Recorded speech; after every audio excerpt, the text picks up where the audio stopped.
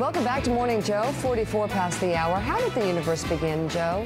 Well, you know, I don't really want to get into it right now. Joe, where does life come from? Well, that's easy. No. Those are easy questions. There are. But I seriously, I don't want to kill Hamlet in the first act. Okay. Our guests have written a book about it. Yes, they They're kind of have. proud about it, so I will let them give us. All right, so you try not to kill Hamlet. The new book is called War of the Worldviews, Science versus Spirituality. And we have spiritual leader Deepak Chopra and Caltech physicist Leonard, may I say it correctly? Say it correctly. Mladinov. Is that the way your father says it? Or Mladinov, as we say in America here. Very good to have you on the show, both of you. And I love the idea and sort of the battle of the worldviews, which is what we have here on the set in a political sense or an ideological sense at times. But you look at spirituality versus science. And some of those fundamental questions, why did you guys embark upon doing this together? Deepak. I was at a debate with the Skeptics Society, believe it or not. There is such a society. When you call them up on the phone, they say, "Skeptics, may I help you?" And my tendency, of course, is to say, "I don't believe you." You know, I was at a debate at Caltech, and I didn't believe you. Leonard didn't believe me, and he challenged there me about my physics. So he offered to teach me physics. And that's how the project got started. Well, we started talking physics, but as we started talking physics, Deepak tried to teach me and started to teach me about his worldview. And we ended up debating each other more than we did studying with each other. Yeah, although you corrected my physics most of we did talk. Yeah, we talked. Yeah, yeah. So what's the result? Yeah. What is the result in the form of this book? What do we find when we get in the middle of this debate? I think we disagree more than ever before. Really? You know, I believe that life has a divine source, that life comes from life. I believe that consciousness is primary, that we don't see nature as it is. We see nature and the cosmos as exposed to the human nervous system and the questions we ask, not as it is, because the only universe we know is a human nervous universe. If there's a universe outside of human consciousness, it's irrelevant. Well, I believe in looking at the only universe that we know or we can know, and that's the universe that we do experience. And so I think the real question is knowledge and how we attain it. And thousands of years ago, people made up all sorts of stories to explain the eclipses, the tides, and earthquakes, and religions had their views of how the world came to be. And later, as philosophy grew as a subject, people started to inject reason and logical thinking into their worldviews. But now, for the last few hundred years, we've had the scientific method, which gives us a way of coming up with ideas of how the world operates and what's behind it that we can test and that we can verify. And so I believe that the best way to know about the world is to use the scientific method and not the more philosophical methods that Deepak uses. In the book, Leonard acknowledges that science cannot say, and will not say that God is an illusion. He acknowledges that science cannot say what the meaning of life is. He acknowledges in the book that science cannot say why there are physical laws or why the universe obeys these physics. I just love it when he quotes me. I don't know why I needed you in the book. I feel your pain right now. Spiritual advisor. He's a trial lawyer.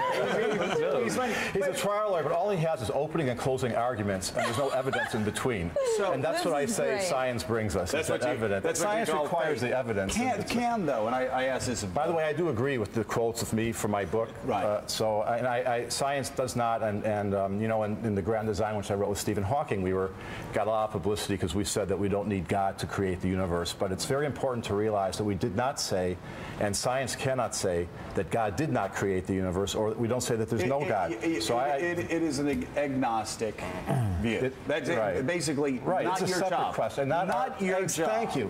Tell him. Tell him that. He keeps saying it is my job, but it's not my job. Let me ask this, Deepak, though. Can science, and then I'll ask you, can science and faith coexist together? I do, because faith asks as long as you're other right. questions. Why am I here?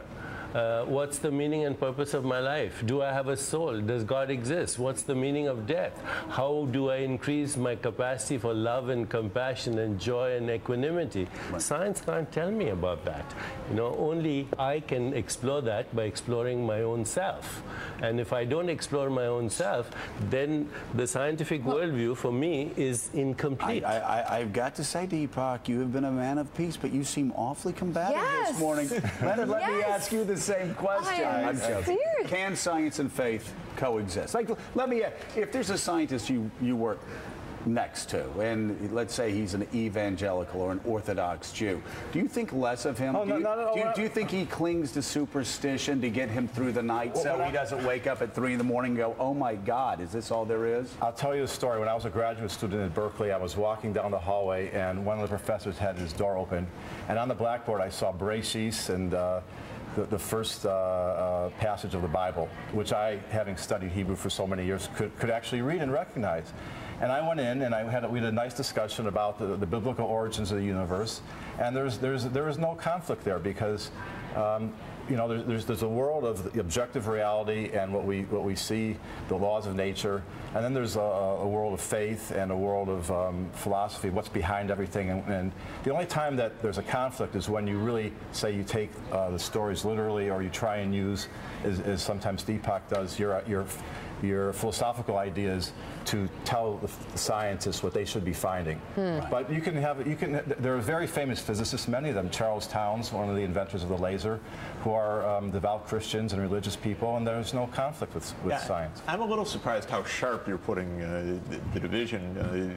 The way the Dalai Lama has put it has impressed me and impressed a lot of people. First, he said Buddhism had a lot of ideas about psychology, about the way the mind works, that now the neuroscientists are verifying and able to test. But he also said, look, Buddhism has to be consistent with science. And if scientists prove something and Buddhism says something else, the Dalai Lama says we have to change Buddhism because we can't have it apart. This has to be part of the natural world. And Buddhism, he says, is part of a philosophy of understanding how we live in that natural world, not in a conflict with science. So I'm a little bit surprised how sharp you're posing the distinction. I think the basic difference between Leonard and I is that Leonard thinks there's a universe out there which is independent of an observer. I believe that the observer is part of the observation until we have asked ourselves who's looking, you know. We have an incomplete worldview. Now, Buddhism talks about interdependent co-arising, as you know. It doesn't look at the individual as separate from nature. It looks at the individual as actually an activity of nature, whereas science says, I'm here, and the observer is, I'm the observer, that's the observed. I'm somehow outside the universe, observing it from some vantage point, and it exists independently of me. That's the basic philosophical disagreement. Leonard, are you on the East Coast much? Yeah, occasionally. Okay, let's get you guys back. Look at I would love it. Yeah, I would love to continue this discussion. By the way, we bonded spiritually.